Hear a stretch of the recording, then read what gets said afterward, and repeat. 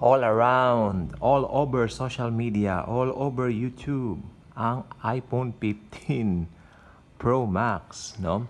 Ito po ay nagkakahalaga po, kung hindi po ako nagkakamali, ng libo-libo. Ayaw ko na lang pong banggitin po rito, pero libo-libo po ang halaga, no? Ito po ay talaga po namang napakaganda pong telepono. Gusto ko pong magkaroon in Jesus time, magamit natin sa ating vlog. So sa ngayon masaya naman ako dito sa ating happy po ako. Ito pong iPhone 7 Plus. You know what? iPhone 7 Plus po ito. Gamit ko po ngayon. Ito pong ginagamit natin sa mga vlogs natin. You know what? Kasi sa Bible, ang 7 is a perfect number. Hindi bali na, napag-iwanan na po ito. Kasi 15 na po, 7 Plus pa lang po tayo na iPhone, pero ayos lang po yun. Dahil ang 7 po ay perfect number sa Bible.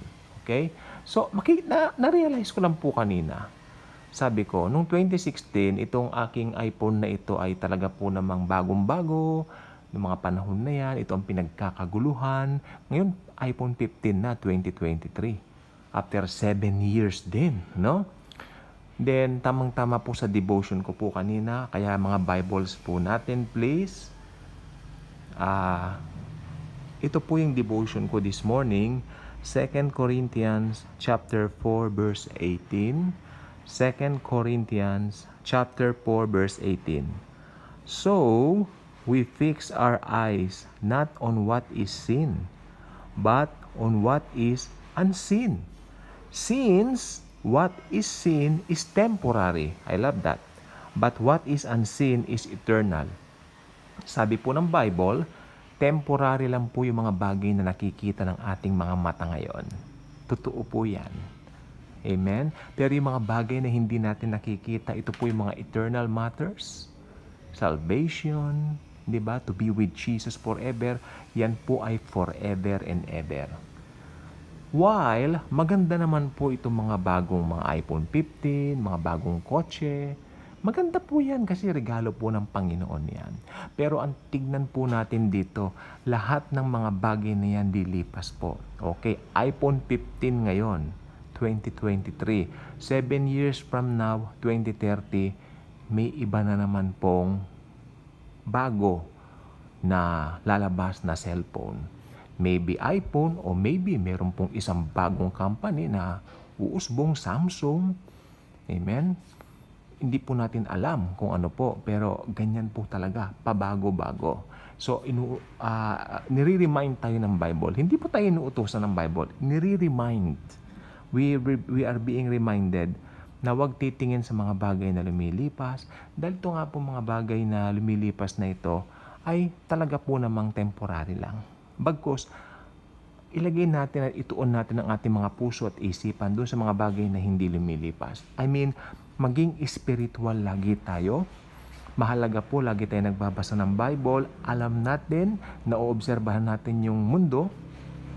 Baka nga po anytime na mag-rapture na. Hindi ko lang po alam, I'm not sure, pero parang yung third temple ginagawa na po. Napanaginip ko po yan. Naalala niyo yung vlogs ko dati. I think mga ilang months ago na po yun. Ang linaw sa panaginip ko na yung third temple, kitang-kita ko po sa panaginip ko. I mean, yes. Lord, pagising ko, sabi ko, Lord Jesus, salamat. Salamat. I know. Ako, paparating na ho kayo. Sabi ko, thank you, Jesus. Dahil kukunin mo na ang church. Ira-rapture mo na ang church. Again, tayo po yung church. Tayo ang church, not the building, not the place, not the organization, okay? Not the institution. Tayo po. So, again, reminded lang po tayo ng Panginoon uli, ni-remind niya tayo, we're being reminded right now, tumingin tayo sa mga bagay na eternal. Sapagkat yung mga nakikita natin dito, temporary lang yan. Like yung mga bagong cellphones, yung mga bagong gadgets, lilipas at lilipas po yan. Bago ngayon, bukas, luma na. Kaya kung hindi pa kayo nakasubscribe sa ating channel, I invite you to do so. Click the notification bell. Share the wonderful love of Jesus. Kumulog pa. Takot ako. Joke lang po. Share the wonderful love of Jesus. Nabulol na tuloy ako. Share the wonderful love in Jesus. and His grace towards mankind.